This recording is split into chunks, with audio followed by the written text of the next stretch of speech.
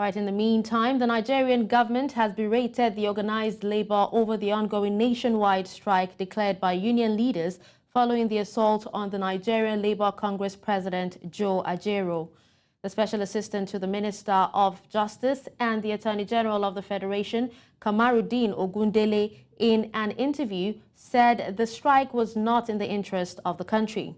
But President of the Trade Union Congress, Festus Osifo, noted that the Governor of Imo State, Hope Uzodimma, had not apologized over the brutalization of Ajaero, while workers in Lagos, Rivers, Kwara, Bauchi, Zamfara, and several other states completely shunned the strike as offices, schools, and banks opened.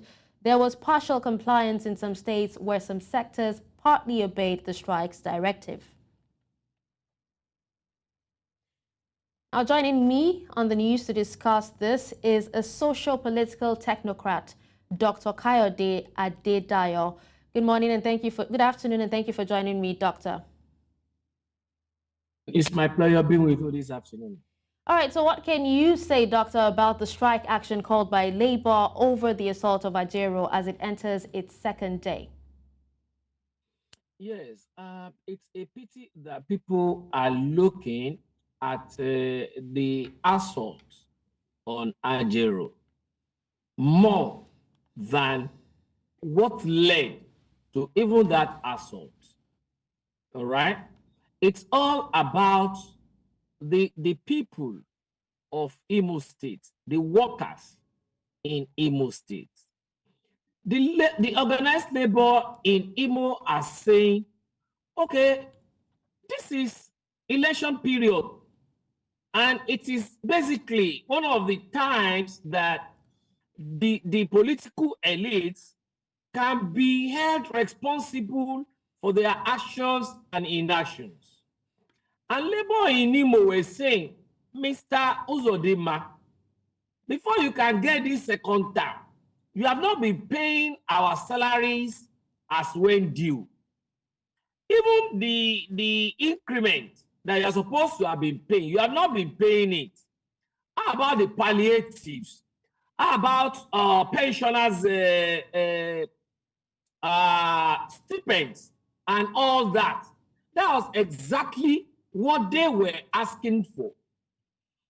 Are you now saying because Ajaero is from Imo State, he should not attend whatever Congress that is happening in Imo State? Second question, is it true that the governor of Imo State, Uzodimma, is complicit of all those allegations against him? If that being the case, why should now Ajaero be assaulted? Let it be clear. Let it be clear. I am never a supporter of Ajaero. You know why? Because it was the one that Oshiomhole used against the erstwhile president of NLC. But that does not mean we should not say things as is. All right, Doctor. Let me just, chip in here. Yes. Now, it actually seems that rather than being enforced, this strike is actually being forced on some of the workers, as you know, the level of compliance is actually low in some states, and we actually have a report of some of the workers complaining. Now, can you tell us what is your assessment of the level of compliance around Lagos, and would you say that it is having the desired effect? Yeah, definitely. You will not expect a high level of compliance in Lagos because the whole thing have been politicized, and it's now like the ruling party against opposition. So definitely in Lagos State, you will not be expecting high level of compliance, unlike somewhere in Abuja, unlike somewhere even in Imo State, somewhere in like Port Harcourt. So because it has been politicized, one, two, because some people are seeing it as a personal thing, personal assault on Ajaero, forgetting that an assault on the leadership of an organization is an assault on the total organization. All right. So we have to be mindful of the way we assess the level of compliance. All right, Doctor, the reason why I actually said it seems the workers are being forced is because there's also been reports of people being chased out of their offices in Lagos, yesterday. And today, our correspondent in Abuja also reported that offices are being closed and barricaded to enforce compliance. What are your thoughts on this kind of approach? Yes, definitely all over the world where you see labor going on an industrial action like this is the form it takes. There are some that we want to show some kind of loyalty to government. So such people will have to be forced out of their offices because they belong. They have already signed. They pay their dues to the organized labor. And they are expected at that point in time to owe allegiance, full allegiance to organized labor and not the government. So all over the world, that is the way it normally happens. All right. So now you did say that you are not in support of what happened to Ajaero, definitely, and you did have some questions.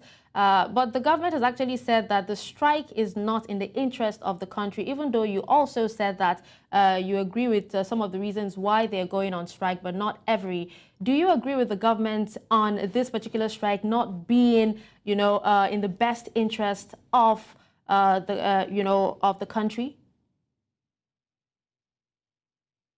And the question also I will have to ask those saying that is, what the leadership of the country is doing? Is it also in the best interest of the people that it has sworn to ensure its security and well-being? I mean, it's a two-way thing. We have to look at it from that perspective again. While the government are saying it is not in the best interest of the country, then again, the leadership of that country, all the activities in the past few months, like purchase of bulletproof cars for National Assembly, all the essentials within the recently passed supplementary budget, are they also in the best interest of the people? Movement of pump price from 190 to now 618, and then you are giving a palliative that is so mere to the people. Is it also to the interest of the people? What do you expect the people to do? You have forgotten that in Yoruba they say, that is when you are pursuing a goat, and when it reaches a blockade, it is definitely turn back to the person that is pursuing it. So we have to look at it from those two perspectives. All right. Well, thank you so much, Dr. Adedayo, for sharing your thoughts on this strike action. It's my pleasure to be with you. Thanks for having me on this discourse this afternoon. You're very welcome.